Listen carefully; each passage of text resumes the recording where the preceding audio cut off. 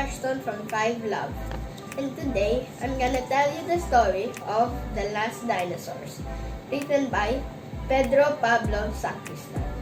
In a lost land of tropical forests, on top of the only mountain in the region, trapped inside an old volcanic crater system, lived the last ever group of large, ferocious dinosaurs.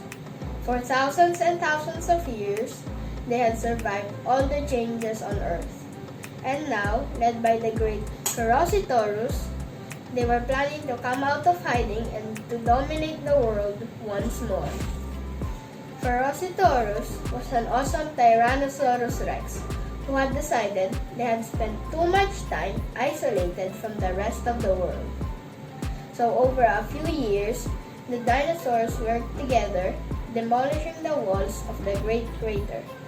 When the work was done, all the dinosaurs carefully sharpened their claws and teeth in readiness to terrorize the world once again.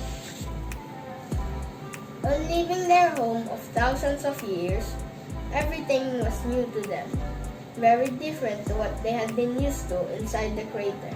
However, for days, the dinosaurs continued on resolute.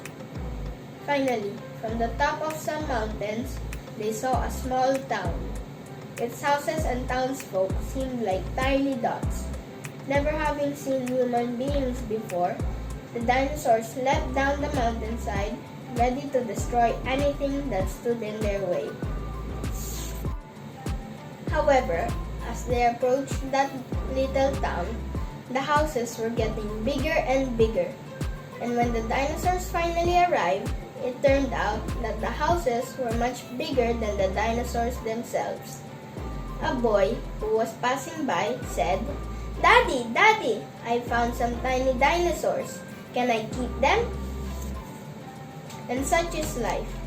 The terrifying Ferocitosaurus and his friends ended up as pets for the village children, seeing how millions of years of evolution had turned their species into midget dinosaurs. They learned that nothing lasted forever, and that you must always be ready to adapt. What we can learn from this story is that we have to accept that things can change. The best way to deal with change is to remain flexible and adaptable. Until next story time, bye!